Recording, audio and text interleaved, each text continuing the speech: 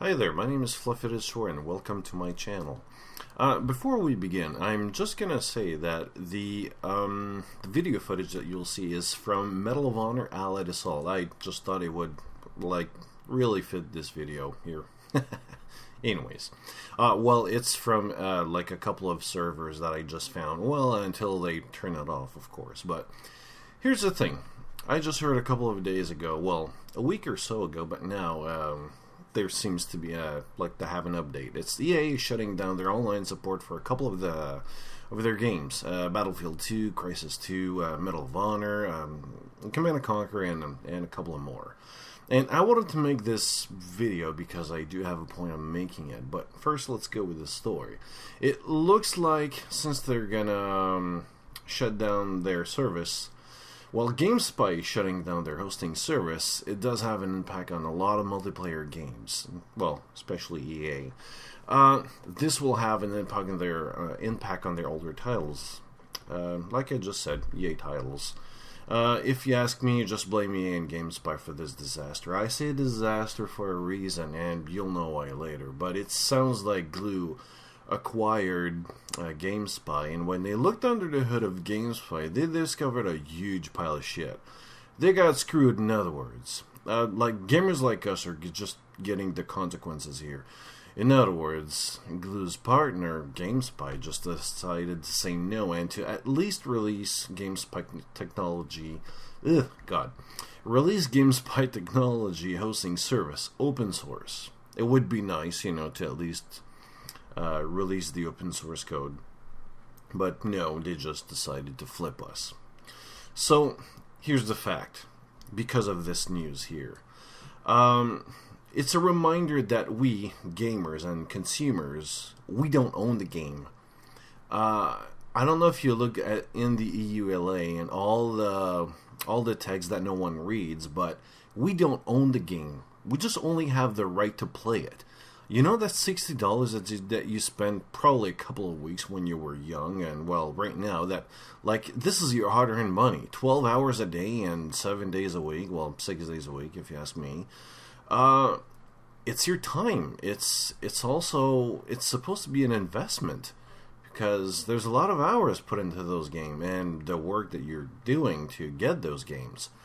But it's like a slap in the face that when you buy a game, you don't buy the game, you just own the right to use it. That's all. It sucks, and we have to accept it because we got nothing else to do in this.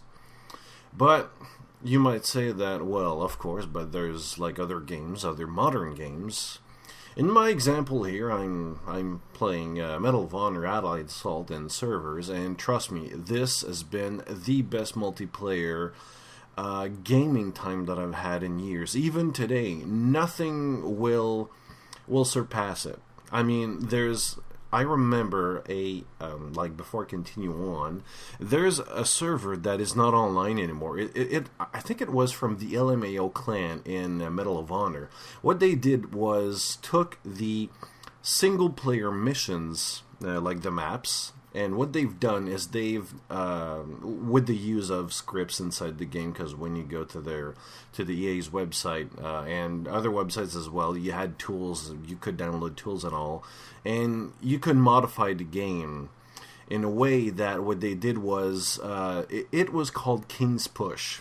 You take a map, you split it in two, and you put an imaginary line, which you didn't see in the game, and you had some kind of bar on top which said that the more you push on the map, because your goal was to go to the other end of the map, and your enemies would do the same. So it was like a tug war kind of.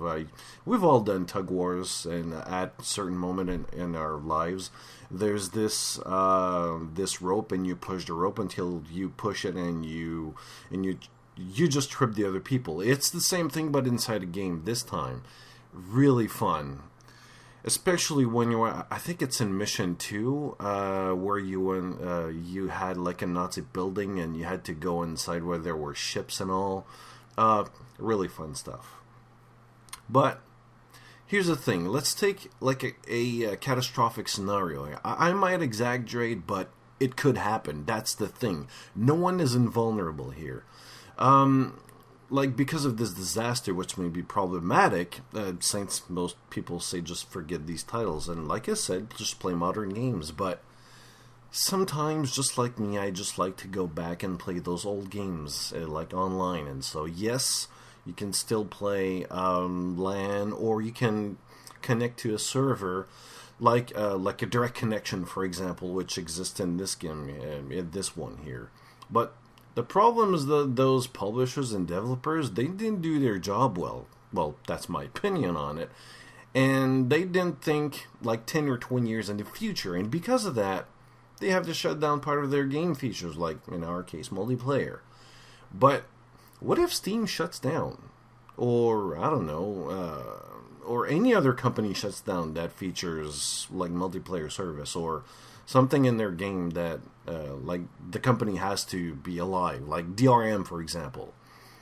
It's not impossible, you know. It's been shown in many cases that even the biggest company can go down. No one is invulnerable here. I mean, what happens if Steam shuts down? Do they take their game, like their multiplayer service, elsewhere? Did they shut everything down and flip the finger on everyone? I mean, it could happen. Like the CEO or whoever's on top of Valve or Steam, they could say, "Well, fuck you. I'm going to take my money. I'm going to shut everything down, and I'm going to retire." They could do that. They have the right to do that, and they owe no one anything. And to tell you the truth, I mean, with everything that I've just said, I really don't know what's going to happen or what could happen. And same thing with DRM, like SimCity, the latest SimCity, of course, which is an online game. And when, well, it's a single-player game, but you need to authenticate with DRM.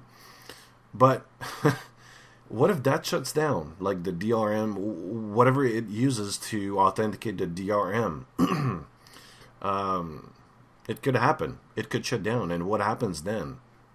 I mean, what if they decide to turn everything off? Like, obviously, you might think that they're going to release a patch to, like, turn off the DRM. But what if they don't? No one has forced them to do it, and they're not obliged to do it. And they could flip the finger on everyone and says, "Hey, you know what? Fuck you. I'm not going to do it." They could do it. They have their own right. They own no one anything. It sucks, but that could happen. So bye-bye SimCity, or bye-bye, I don't know, PlanetSide 2. They could shut everything off. They have the right to do so.